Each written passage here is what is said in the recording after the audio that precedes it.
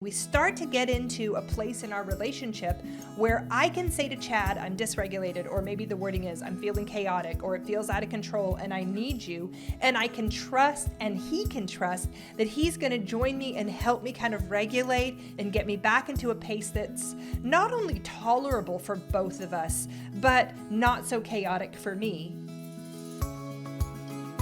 I'm Angela. And I'm Chad, and we discuss issues that couples face in everyday life.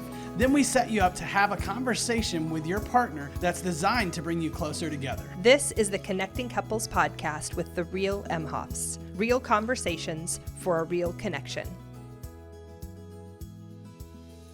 All right, so continuing on in our series on a deeper dive into pursuers and withdrawers, into their world, understanding them, motivations, strategies, how those strategies backfire. I think it's important that we take an episode or two to discuss some of the healthier views. Like markers for like what is healthier. Yeah. Right? Like ways that we recognize, hey, this is maybe means that we're slowing down some of what we call cycles. We're able to kind of like do some things differently and what that might look like as you get to those stages. In the first episode of this series, we talked a little bit about a thing called escalation. And if we get into a cycle, some markers for what an escalated cycle looks like are it happens really quick.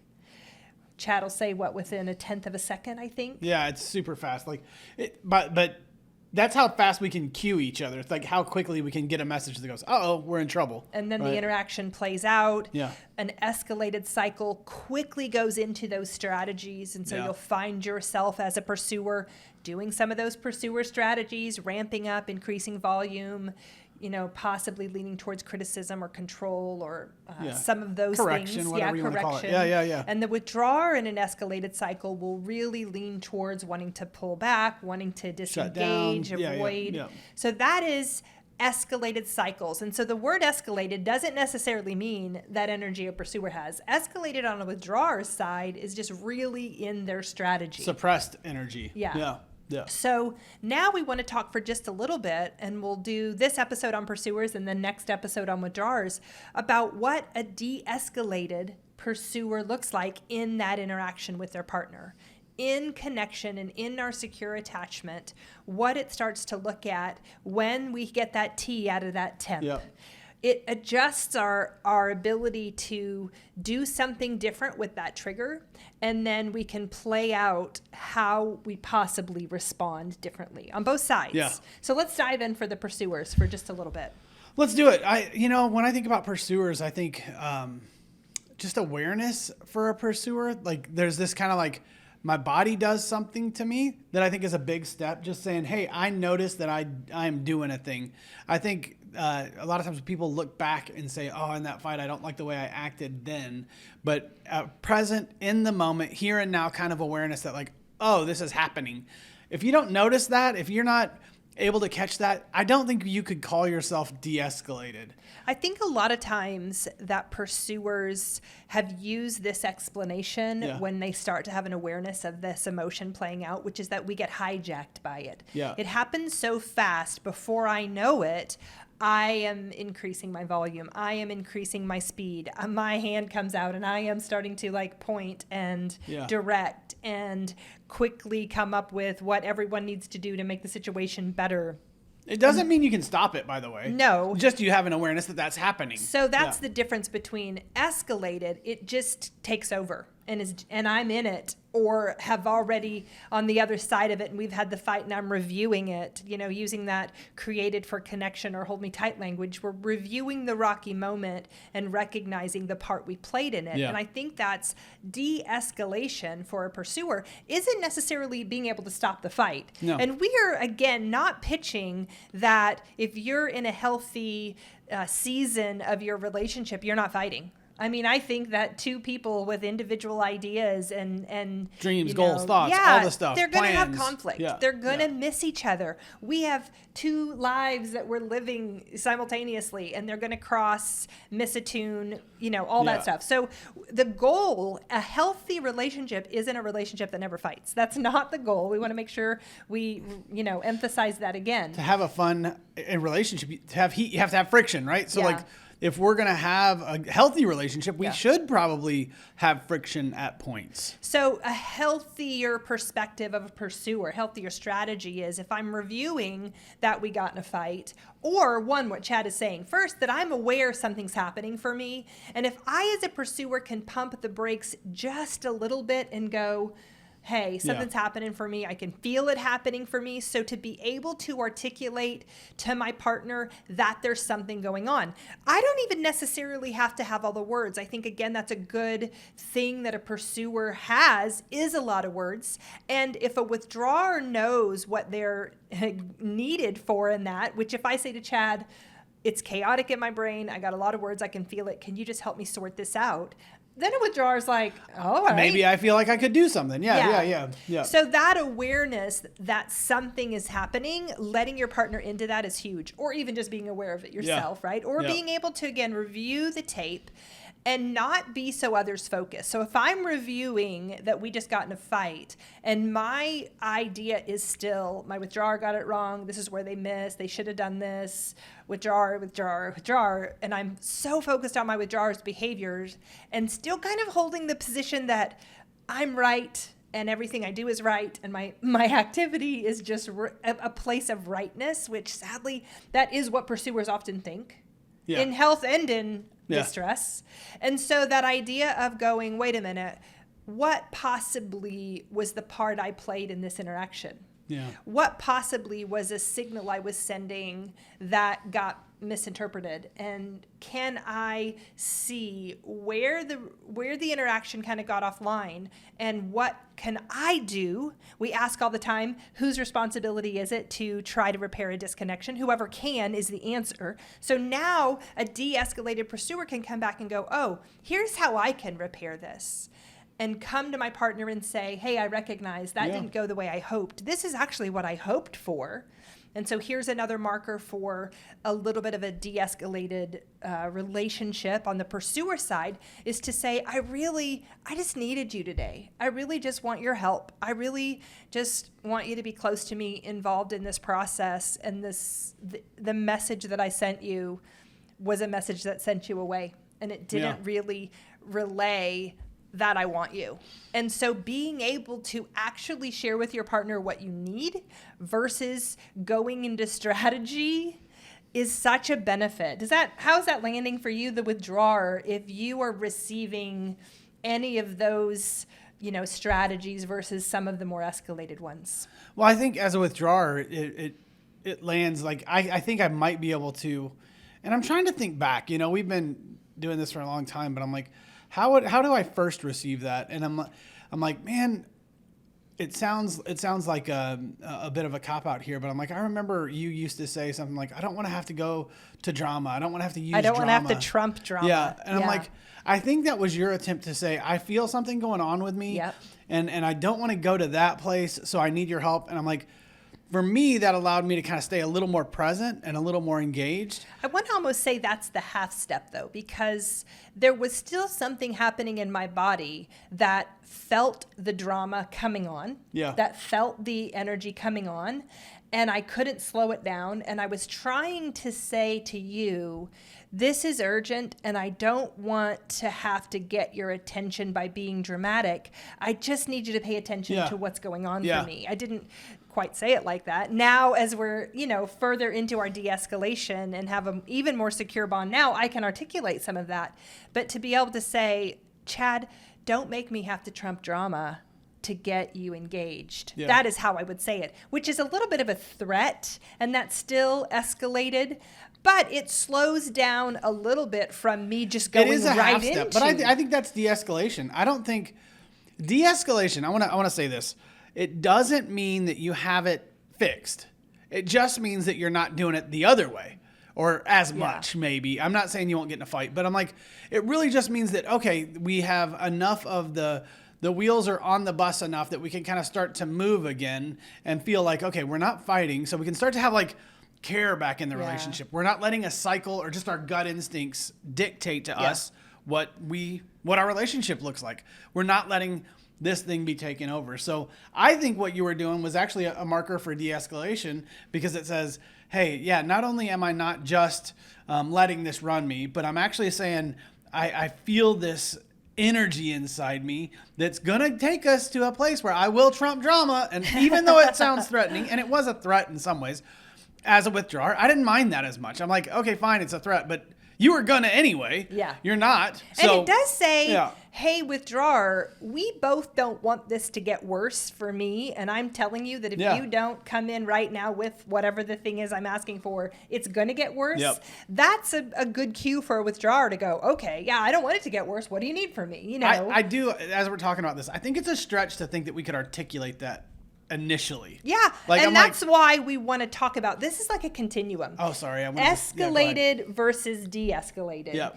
Doesn't happen immediately. It's not a switch. No. Yeah. And also, you can be de-escalated for a while. You can have a season where you're aware, you're not getting into as many cycles, or you're quicker to make a repair when you get into a cycle. Yeah.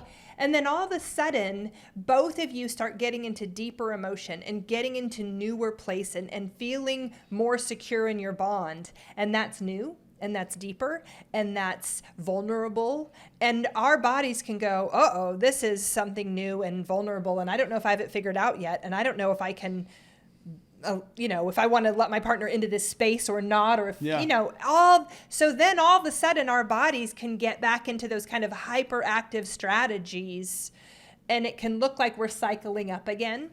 Or kind of getting back into bigger fights. And this is sometimes I feel like a trap for a pursuer.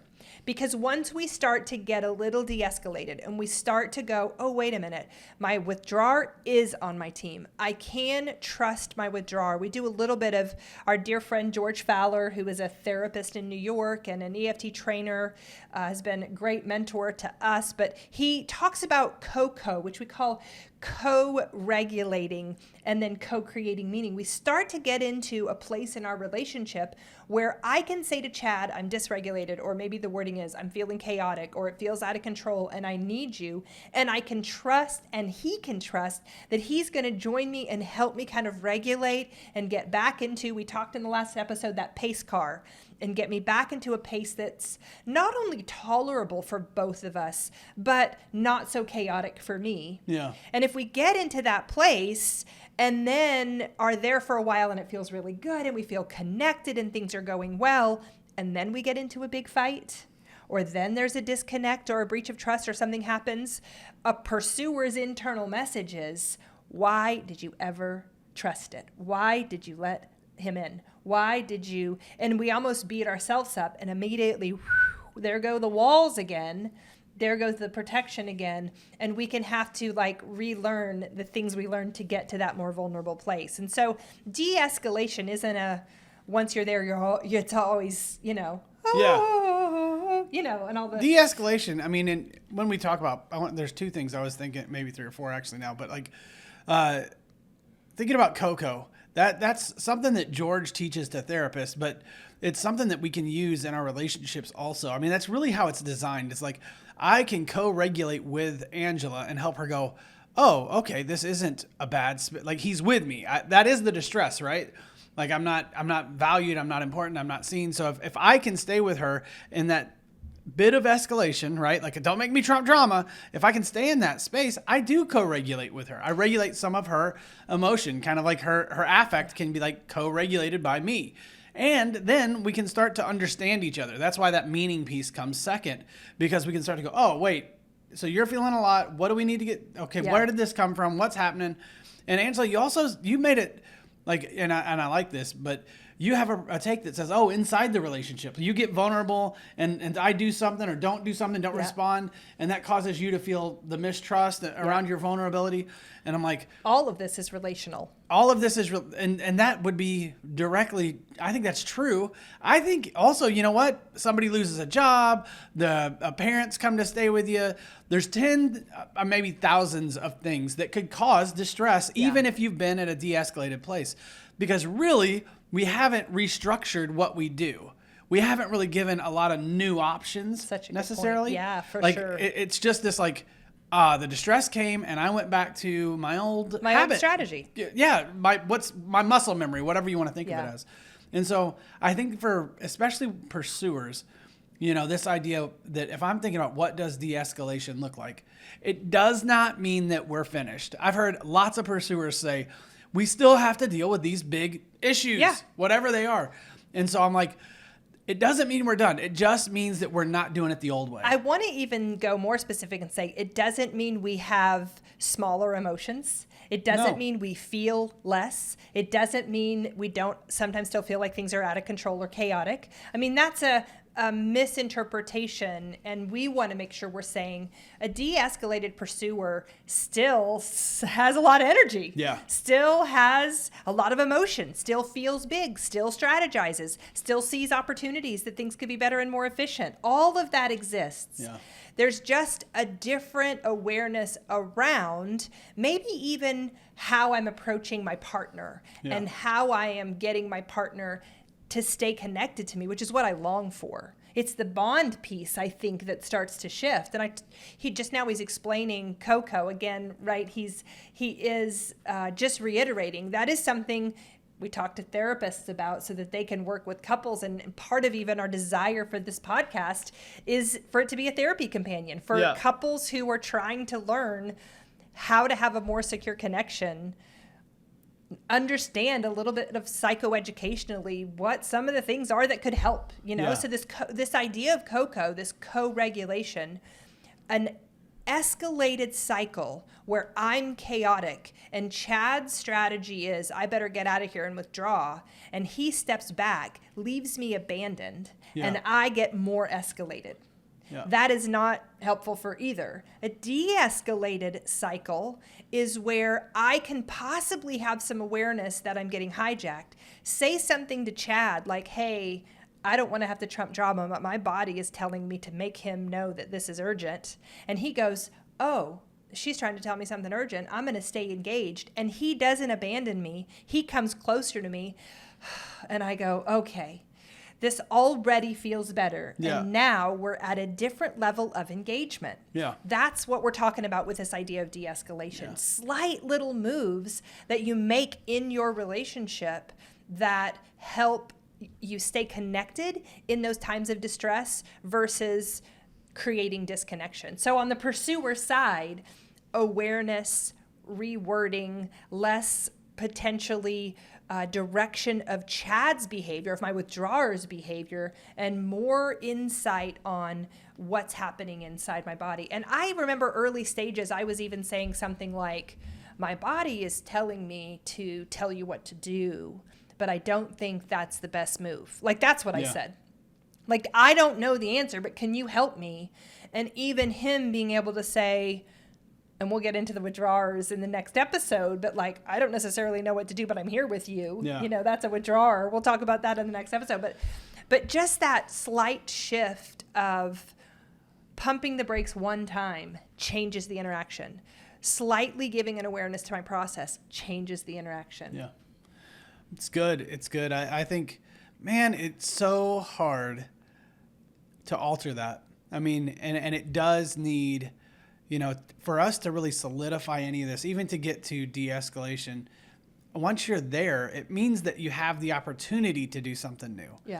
Right? Before you get de-escalation, you can't really, it probably won't happen where you get responded to, whether you're pursuer or withdrawer, because that energy is going to do what it does, and then your partner is going to do what they do, and it's probably not move to comfort. It's probably going to be their own protection. And now when you're in your old cycle. Yeah, exactly. And so it's important that we get de-escalation. It's important that you find ways to say, hey, this is happening to me, right? Start to get a more internal focus. Really be able to articulate some of that in some way. Some people talk about cycles and other things. But I mean, the more we can do that, the more we can kind of start to say, hey, this is what's happening for me, and I feel myself going to that place, the more likely we are to have a better conversation after that. Again, this de-escalation is not the end goal for a relationship, just not fighting. So pursuers, hear us saying that. It's not that we're just trying to get you to calm down or anything like that. It really is that we're saying we can't have the other conversation as long as all this protection is running the show.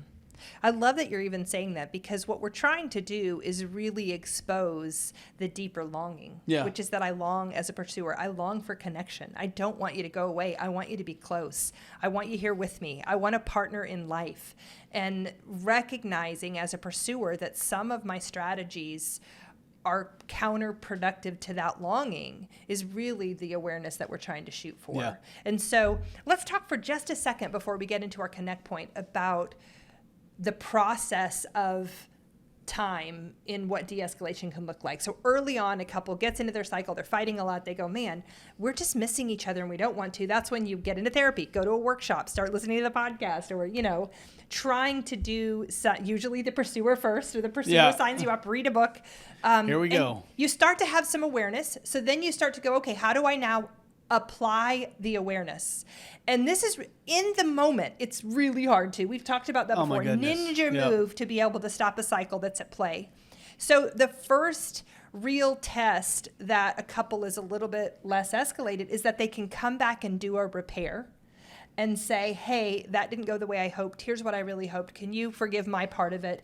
Active forgiveness work in relationship. I really hoped that you would help me with the housework tonight because I was anxious and I'm overwhelmed and I just want to know that I'm still loved. That is the deeper desire that comes across when you walk in the door from a long day at work, like, can you help me with the dishes tonight, or something like that, the difference there. And so then when you start to kind of see that you can repair, then de-escalation in a relationship looks like quicker repair times, so less length of distress. A fight that used to last a week now lasts a weekend, now lasts a day, now can be corrected in a couple hours.